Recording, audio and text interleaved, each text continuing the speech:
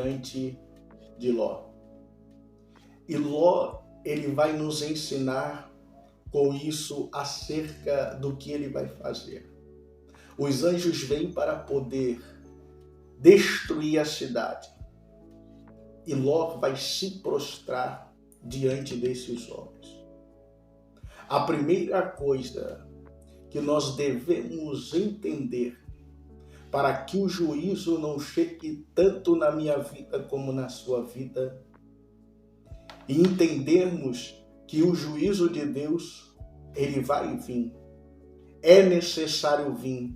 Primeiro, para que primeiro se manifeste os sinceros de corações. E há uma palavra em relação em que nós seremos guardados, pois aqueles que creem na promessa de Deus, seremos arrebatados. Se você anseia este arrebatamento, é necessário você fazer como Ló fez, se prostrar diante de Deus. Talvez você diga assim, mas ele está se prostrando diante de anjos, diante de homens. Não. Aqui tem um segredo muito forte, que se fosse diante dos anjos, ou se fosse diante de algum homem, o texto estaria bem explícito e explicativo, dizendo uma repreensão, e aqui não há nenhuma repreensão. Sabe por quê? Porque Deus entendeu a adoração. Deus entende a tua adoração. Deus entende quando você se derrama diante dele para alguma petição, por algum processo que você esteja passando na terra.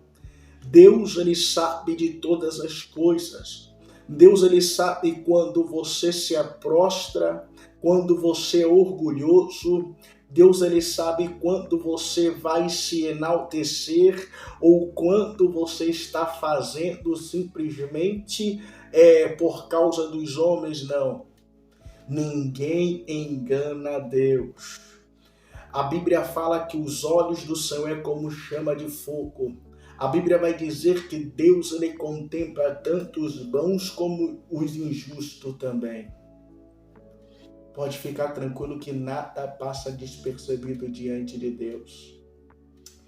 Mas uma coisa que o texto vai dizer, que ele insiste para com aqueles homens viessem adentrar sobre a sua casa. Entenda uma coisa. Deus, ele veio para trazer juízo. Mas a insistência em tirar aqueles homens de dentro da rua, porque aqueles homens foram avaliar a situação. Presta atenção. Quem sabe no dia de hoje Deus está mandando milícias de anjos, está mandando o mundo espiritual, está movendo o mundo espiritual para analisar a sua situação. Sabe por quê? Porque existia um clamor que denunciava aquela cidade. E qual era o clamor que denunciava aquela cidade? Quem foi aquele que foi ensinado acerca de Deus que estava naquela cidade, se já uma geração dentro daquela cidade estava totalmente corrompida? O único que tinha consciência sobre clamar era Ló. Tu tá entendendo o mistério? O único que tem consciência sobre clamar, aonde você se encontra, é você. Então Deus está dizendo, olha só, tô trazendo algumas coisas de juízo, ou até mesmo em questão de juízo. Sabe por quê? Porque Deus, ele tem ouvido o teu clamor. E por isso Deus vai entrar com a libertação. E por isso Deus vai entrar, aleluia, com a providência na tua vida, meu irmão. Fique com essa palavra. Guarde ela na tábua do teu coração, em nome de Jesus. A paz do Senhor, meus amados irmãos. Estamos mais uma vez aqui no nosso canal Bruno Carvalho. Deus, ele tem uma palavra para o teu coração. Mas antes de trazer a palavra de Deus para a tua vida, meu querido irmão, queria pedir para que os amados irmãos compartilhem o nosso vídeo, toque aqui no sininho de notificação, para que mais pessoas alcancem o reino de Deus. E assim, cada vez mais, nós faremos a obra de Deus. Mas sem delonga, meus amados irmãos, queria deixar uma palavra para a tua vida. Você que está cansado, abatido, desanimado, desistindo da vida e dizendo, não tem jeito para mim mais. Deus está falando, ainda tem jeito, ainda há esperança, até mesmo que a árvore seja cortada ao cheiro das águas, ela pode ressurgir. E Jesus é essa água que quer fazer você frutificar e ressurgir de novo das cinzas. Mas sem delonga, queria deixar a meditação para a tua vida. Livro de Gênesis, capítulo 19. Livro de Gênesis, capítulo 19, do verso 3, que diz assim: E porfiou com ele muito, e vieram com ele, e entraram em sua casa. E fez-lhe um banquete, cozeu bolo sem levadura, e comeram. Meus amados irmãos, sabemos que essa é uma passagem bastante corriqueira do homem chamado Ló, o qual ele vai se separar de seu tio chamado Abraão. Ele vai escolher viver em um lugar por causa de uma grande guerra, de um grande caos que estava acontecendo com ele, com seus pastores e os pastores de Abraão. Abraão, com uma autoridade, ele decide e chama Jó a uma responsabilidade, o qual Ló teria que ir para um caminho e Abraão para o outro.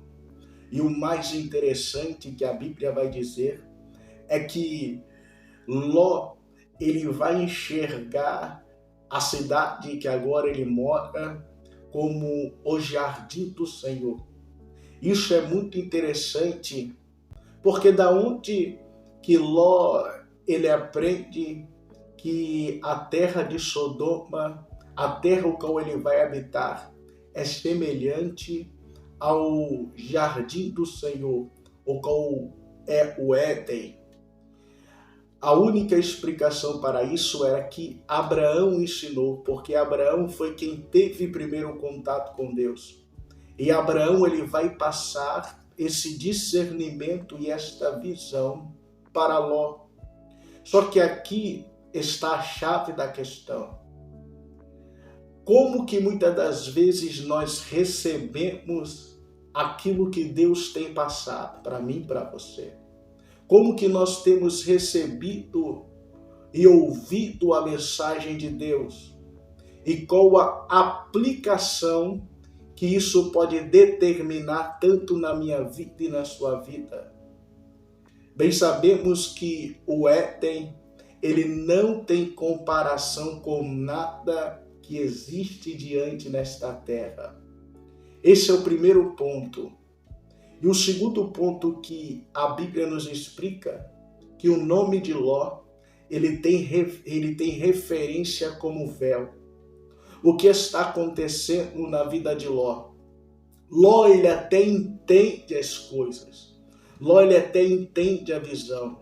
Ló até entende os ensinamentos. Mas a sua visão é uma visão limitada. Presta atenção, e a visão limitada, muitas das vezes, meus amados irmãos, faz nós entendermos as coisas completamente errado e até mesmo tomar decisões que não são corretas diante de Deus. Presta atenção nessa palavra. Existem pessoas que nos dias de hoje têm tomado decisão errada, porque acha que aquilo que está na terra é proporcional àquilo que pode estar no céu. É mentira do diabo. É um entendimento errado que muitas das vezes nós temos.